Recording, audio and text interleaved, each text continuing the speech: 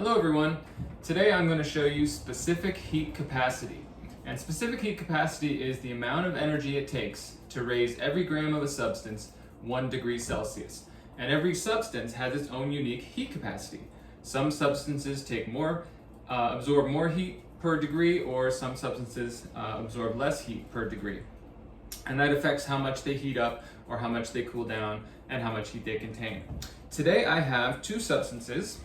One is copper, got some nice copper in here, and the second one is aluminum. And if you checked our charts, you would find that aluminum has twice the heat capacity that copper has. Copper is right around 0.385 joules per gram degree, and aluminum is about 0.9 joules per gram degree, so a little over twice. I also have two calorimeters here. Now, you're probably thinking, wait a minute, Mr. Rudolph, those are styrofoam cups. Come on, don't stop kidding around. But no, these are actually sensitive scientific pieces of equipment. They're insulated containers that you can use to measure heat transfer between two objects. And they're really good, actually. So really valuable scientific pieces of equipment.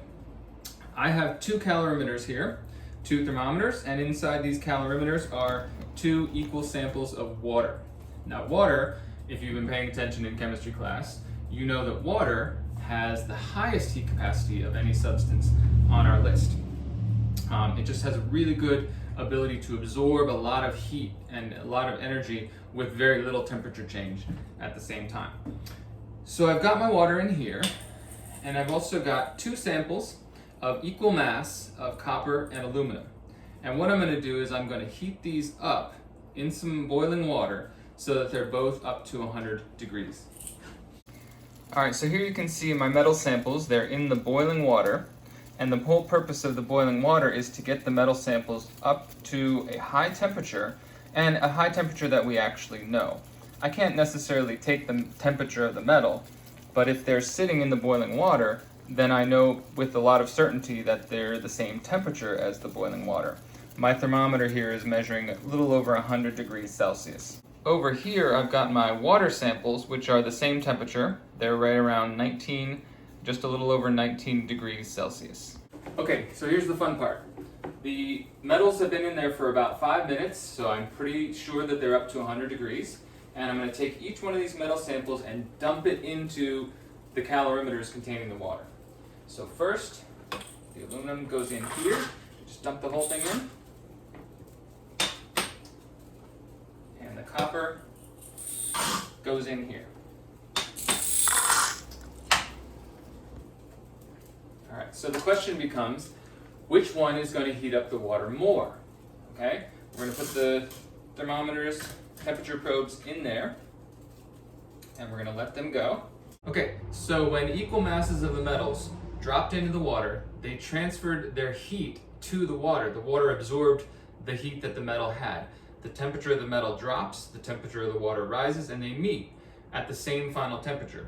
Now right now, the copper has heated the water to 25 degrees Celsius. So it went up about 6 degrees.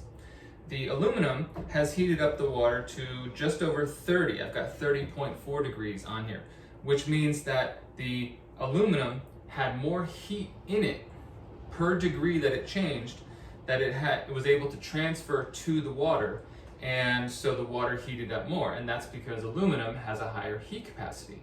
In general, the higher the heat capacity, the lower its temperature change. Okay, the aluminum went from 100 only down to 30 because it transferred more heat to the water, which came up to 30. The copper had a lower heat capacity, and so its temperature change was greater, from 100 down to 25, and the water's temperature change was less because it has a higher heat capacity. And it's interesting to note that the metals change temperature like 75 degrees each, but the water only went up like 6 degrees and 11 degrees. And that again is because water has a higher heat capacity than the metals do. So there you have it, a quick little demo on heat capacity. Hope you enjoyed it. See you next time.